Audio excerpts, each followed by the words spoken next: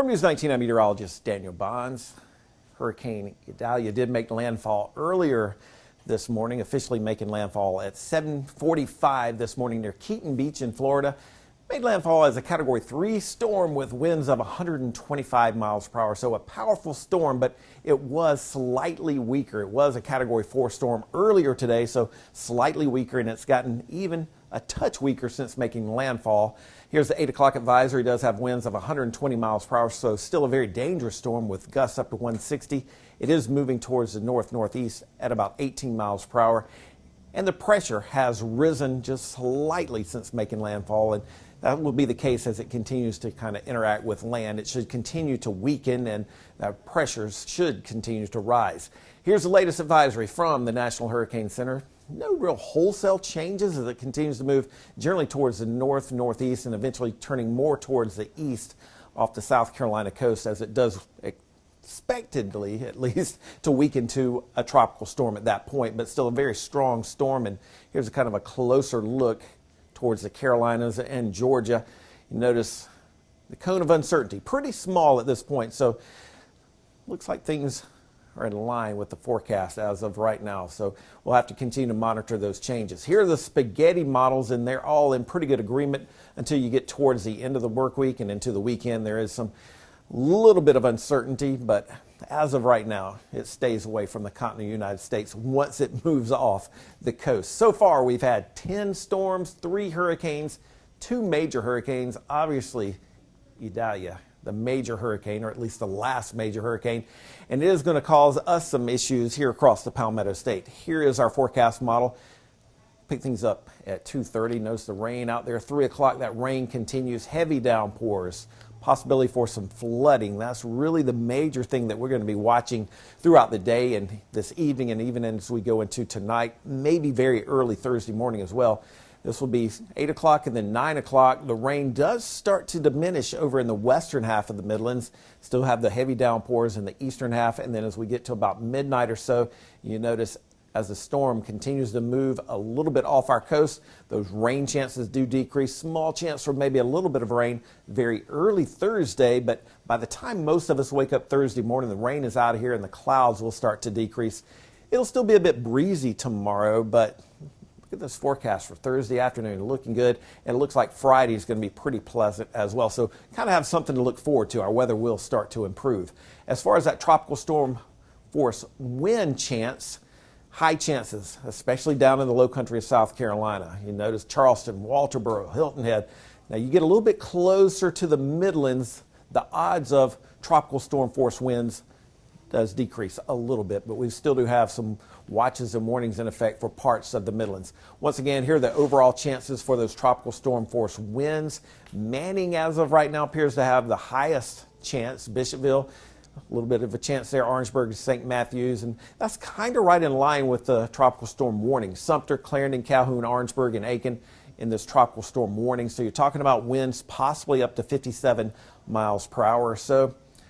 Tropical storm watch in effect for Lee, Kershaw, Richland, Lexington counties, and even in Fairfield, Newberry, and Saluda could have some gusty winds, but officially no watches, or at least no tropical watches or warnings in effect for that part of the Midlands. Hurricane watch in effect for Berkeley and Charleston. Hurricane warning in effect for coastal Colleton, Beaufort, and Jasper counties. So do have a ton of watches and warnings in effect for the Palmetto State. As the system continues to make its way through Georgia and into at least the coastal region of South Carolina, this area here in yellow, that's going to be the area we'll have to watch for the possibility for some tornadic activity. Typical for landfalling tropical systems in the northeastern quadrant of the storm, that's where you would expect tornadic activity. You can see the wind risk there. Tropical storm force winds, obviously a risk for that part of the Palmetto State and the Midlands as well. Heavy rainfall, still the big story it looks like. This is one of our forecast models indicating anywhere from 3 to 8 inches of rain. We may get some areas a little bit more than that. If this thing shifts a little bit more towards the north or a little bit more towards the south, this higher band can shift as well. So don't get too caught up in the numbers or the bands, but know there is that threat for some heavy rainfall that would lead to some flooding. Here's another one of our forecast models showing anywhere from about 3 to 6 inches of rain. You notice those areas in white. Those will be some heavier amounts. And then as you kind of get into the upstate and maybe the extreme northwestern half of the Midlands, those rain opportunities do drop a touch. But it's this red area here that we'll be watching closely for the highest chances for those flooding issues. And as we mentioned, most of South Carolina under a flood watch at this point, with the exception of parts of the upstate. So flooding is obviously a big time danger and a concern. You definitely do not want to drive through flooded streets. Half of flood deaths occur in vehicles. Only 6 inches of water is enough to lose control of your vehicle, and 18 to 24 inches of fast moving water can carry a large vehicle away. So certainly, old saying is turn around, don't drown. You don't want to drive through flooded streets. You don't even want to walk through flooded streets. More watches and warnings. This is a storm surge warning in effect for the low country of South Carolina, and you can kind of see it there. It does not necessarily involve us here in the Midlands, but certainly if you have interest along the coastal region of South Carolina, it may be of interest to you. What to expect here in the Midlands: heavy rainfall, flooding possible today, breezy conditions, some clouds tomorrow, but our weather's going to improve tomorrow, and Friday's looking good, and the weekend is looking good as well, so that's something to kind of look forward to. Idalia is not the only thing out there. If it weren't for Idalia, we'd be talking about Franklin. Franklin was a major hurricane. It has weakened. Here's the latest from the National Hurricane Center. It does have winds of 110 miles per hour with gusts up to 130. Here are all the names so far, and obviously Idalia is our last one. Jose would be our next one. Here are all the tracks so far. It's been an active season, and we're watching 2 other areas as well in tropics.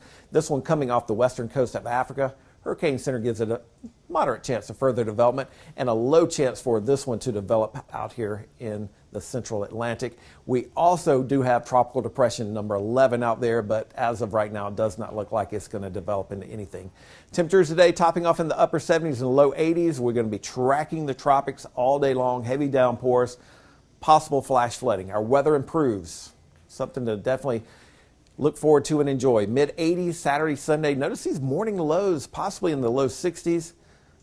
Labor Day, upper 80s to near 90 degrees. The coastal forecast, obviously the rain today, showers tomorrow. They'll kind of linger. Weekend's looking great if you're heading to the beach. If you're heading to the upstate, mountains, looking great too over the weekend, so no issues there.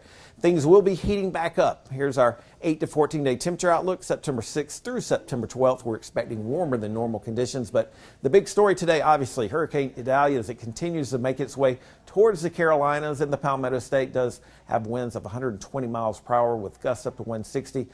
We'll get a full advisory at 11 o'clock this morning.